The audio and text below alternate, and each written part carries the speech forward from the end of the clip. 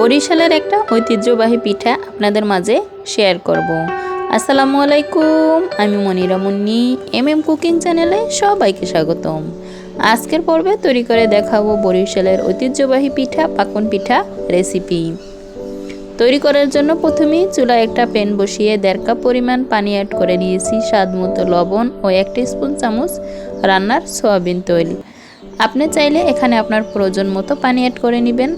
যেই কাপ দিয়ে মেপে আমি পানি অ্যাড করে নিয়েছি, ঠিক সেই কাপের 2 কাপ পরিমাণ আটা অ্যাড করে নিয়েছি। এবার সমস্ত উপকরণটা নাড়াচাড়া করে মিশিয়ে নিব।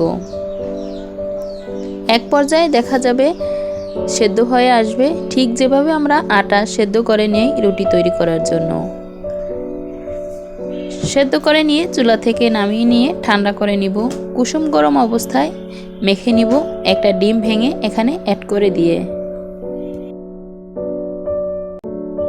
যদি পানির প্রয়োজন হয় অল্প অল্প পানি অ্যাড করে দিয়ে মেখে নিব। আর আপনি যদি পানি অ্যাড করে নিয়ে মেখে নেন তবে কিন্তু ডোটা নরম হয়ে যাবে, আর পিঠাগুলো ভেজে নেওয়ার সময় বেশি একটা ফুলকো ফুলকো হবে না, ভিতরটা কাঁচা থেকে যাবে। যখনই আপনি চিনির শিরায় ডুবিয়ে নেবেন শক্ত হয়ে থাকবে, ভিতরটা বেশি একটা নরম হবে না। এজন্য আমি এখানে ডিম দিয়ে মেখে নিলাম। এবার অল্প পরিমাণ তৈল আমি এখানে অ্যাড করে নিব। এখানে প্রায় 3 টেবিল চামচ পরিমাণ তৈল আছে। যদি আরও কিছুটা প্রয়োজন হয় অল্প অল্প নিয়ে মেখে নিলেই দেখা যাবে এক পর্যায়ে ডোটা খুবই নরম হয়ে আসবে আর পিঠা তৈরির জন্য উপযোগী হবে। এবার প্যান থেকে আমি একটা পিড়ায় নামিয়ে নিলাম।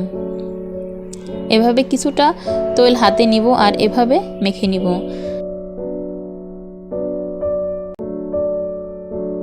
হাতের তালুর সাহায্যে এভাবে ঘষে মেখে নিলে এরকম একটা ডো তৈরি হবে।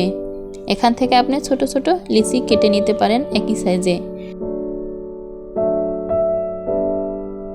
আমি এভাবে গোলাকার শেপ দিয়ে নিয়ে কিছুটা গোলাকার শেপ তৈরি করে নিব, পাতার শেপ তৈরি করে নিব।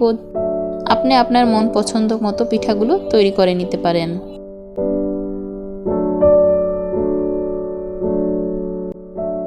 আপনার পছন্দ অনুযায়ী আপনি শেপ তৈরি করে নিতে পারবেন।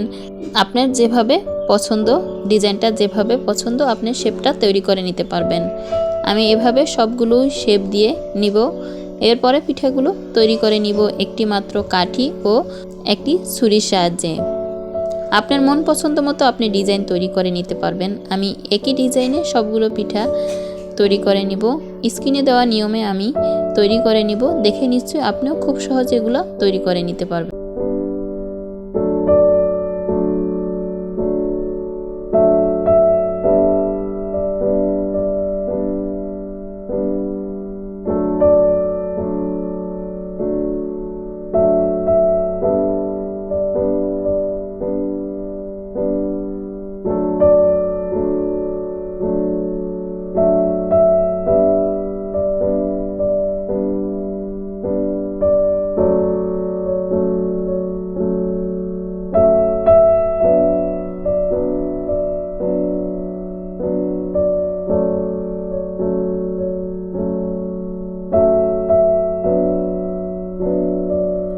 সবগুলো পিঠা তৈরি করে নিয়ে এরপরে চুলায় ভাজার জন্য চলে যাব।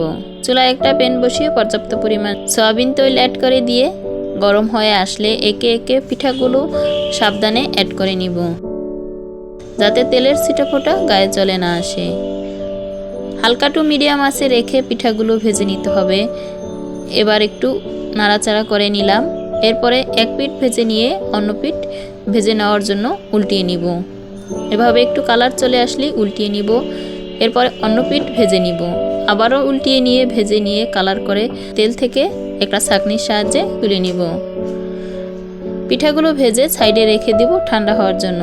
প্যানে 1 কাপ পরিমাণ চিনি অ্যাড করে নিলাম। চিনির পরিমাণটা আপনি আপনার মন পছন্দ মতো নেবেন, যেভাবে আপনি মিষ্টিটা পছন্দ করেন।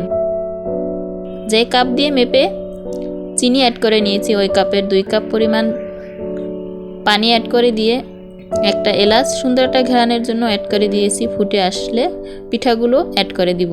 এরপরে চুলার জাল 1 থেকে 1.5 মিনিট পর অফ করে দিয়ে ঢাকনা দিয়ে ঢেকে ভিজিয়ে রাখবো প্রায় 3 থেকে 4 ঘন্টার জন্য। 3 থেকে 4 ঘন্টা পর পিঠাগুলো খুবই নরম হবে। এরপর আপনি পরিবেশন করে নিতে পারবেন।